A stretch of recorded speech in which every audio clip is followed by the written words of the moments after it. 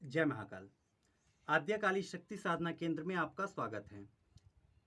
आज कुछ शिष्यों के मन की बातें जो शायद उनके मन में कहीं ना कहीं खटकती होंगी, लेकिन शर्मवश या संकोचवश आप पूछ नहीं पाते होंगे, या आपको सही बात कहने का अवसर नहीं मिल पाता होगा अपने गुरु के समक्ष। तो मैं उन कुछ सवालों की, आपके मन की कुछ बातों को मैं बताना चाहता हूँ। कुछ शिष्यों के मन में ये बातें होती हैं कि उन्होंने एक यक्षिणी या यक्ष कोई भी साधना की और वो साधना सफल नहीं हुई। क्या देवता उनका खा के बर्बाद कर देगा? देवता की उन्होंने इतना सेवा की, हजारों रुपए उनके ऊपर खर्च कर दिए देवताओं पे। देखिए, मैं बताता हूँ, कोई भी देवता आपका कुछ भी खा के बर्बाद नहीं कर सकता। और कोई भी देवता कुछ भी कर पाने में, दे पाने में समर्थ होता है। वो दे पाने में समर्थ है, इसीलिए उसका नाम देवता है। वो सब कुछ दे पाने में सर्वसमर्थ है, इसलिए उसका नाम देवता है। लेकिन उस देवता को भी कुछ निश्चित नियम विधानों को मानना होता है।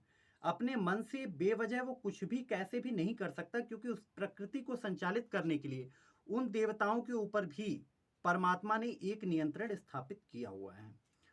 दूसरी बात ये होती है कि अगर आपने मंत्र का जाप किया, 21 माला 50 माला जो भी आप कर रहे थे, आपने एक 3 महीने तक उसकी सेवा की, किसी भी शक्ति की, तो उस शक्ति को संचालित करने वाला जो उसके ऊपर एक उसका कहें बॉस बैठा होगा, तो उसका जो बॉस होगा, मान लिया अगर हम एक उदाहरण के तौर पे मैं प्रेत साधना कर रहा हूँ, प्रेत सिद्ध नहीं हुआ। अब अगर प्रेत सिद्ध नहीं हुआ तो उस जिस शमशान का प्रेत को मैं पूजा दे रहा हूँ, उस शमशान का शमशानेश्वर एक बारी उसे भी ये पता पड़ेगा।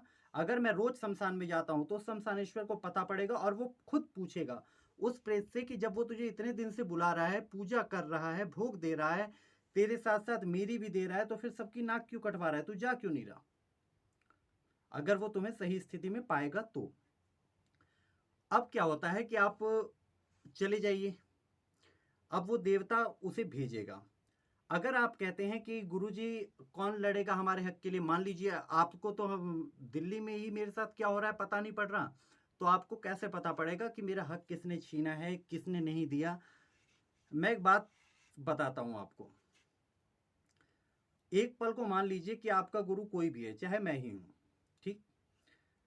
मुझे नहीं पता पड़ रहा कि आपके साथ क्या हो रहा है, लेकिन हर, जैसा कि मैंने कहा, हर एक के पीछे एक बॉस बैठा है। तो उस गुरु के पीछे, चाहे वो गुरु औघड़ हो, नाथ हो, गिरिपुरी साधु सन्यासी हो, कोई सामान्य गुरु हो, जो भी गुरु हो, उस गुरु के ऊपर भी कहीं ना कहीं उसे मॉनिटर करने के लिए एक गुरु तत्व बैठा होता है। और वो गुरु, आपका गुरु, चाहे ये ना पता पड़ पाए या चाहे आपके हक के लिए लड़के वैताल ला के ना आपको दे सके, आपके हक के लिए वो सुगंधा यक्षिणी या किसी यक्षिणी को खींच करके आपके पास न ला सके, लेकिन उसके भी पीछे जो गुरु तत्व बैठा होता है वो कभी आपको बर्बाद नहीं होने देता। देवता आपके गुरु से नहीं डरेंगे, देवता मुझसे नहीं डरेंगे, यह संभव है आपसे ना डरें, लेकिन देवता को गुरु तत्व का डर जरूर रहता है। दूसरी बात, भक्ति और तंत्र, इन दोनों में थोड़ा सा अंतर है। और थोड़ा सा अंतर क्या है? इनके सोचने के सिद्धांत में और कुछ काम करने के तरीके में।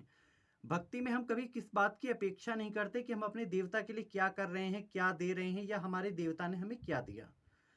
किसी ने सुदामा बन के कृष्ण से प्यार किया, मीरा बन के कृष्ण से प्यार किया, किसी ने प्रहलाद बन के भगवान हरि की उपासना की, किसी ने शिव की उपासना की। उन्होंने बदले में कुछ पाना नहीं चाहा। सबरी ने राम से भी कुछ चाहा नहीं, सिर्फ एक दर्शन के अलावा। उसी प्रकार से जब तंत्र आप करते हैं तो तंत्र में कहीं ना कहीं आपकी कुछ चीजें आप निश्चित कर लेते हैं। आपको क्या चाहिए?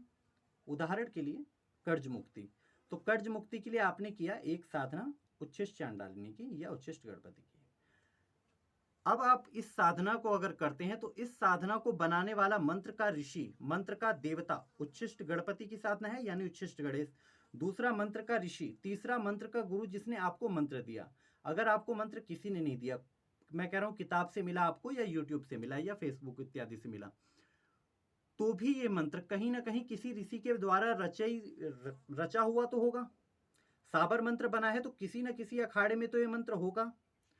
और कुछ काल्पनिक मंत्र लोग डाल देते हैं, वो एक अलग बात है, आज के समय में डाला भी जाता है इन चीजों पर अगर निश्चित मंत्रों में मैं बात कर रहा हूं, जो मंत्र निश्चित है, जैसे कि पंचाक्षरी, नवाण मंत्र, सिद्धि कुंजिका स्त्रोत, दुर्गा माता के 32 नाम, ये जो चीजें निश्चित हैं, इन चीज़ों में कोई हेर-फेर नहीं है। इनमें पूरी ताकत वही है और वही शक्तियाँ हैं, इन्हें सही ढंग से आपको जगाने की ज़रूरत है। हनुमान बाहुक ने अगर तुलसीदास के हाथ का दर्द बंद किया था, तो हनुमान बाहुक आपके हाथ का दर्द भी बंद कर देगा। लेकिन उस ढंग से, उस आस्था से हमें जुड़ना होगा। अगर हम तंत्र में ना जाएँ, भक्ति मार्ग से करें तो हम भी पा सकते हैं। लेकिन भक्ति मार्ग में हम अपने देवता के समक्ष इस प्रकार की शर्त नहीं रख सकते कि आप 3 महीने में मुझे काम करोगे। वो कर देगा, ज़रूर कर देगा, क्यों नहीं कर देगा? भगवान चाहे तो क्या नहीं हो सकता? परमात्मा चाहे, ईश्वर चाहे तो क्या नहीं हो सकता? लेकिन वो कब चाहेगा, कैसे चाहेगा, इसके लिए आप उसे दबाव नहीं दे सकते। लेकिन जब आप साधनाएँ करते हैं, तो उन साधनाओं में कहीं न कहीं आप देवता पे दबाव देते हैं।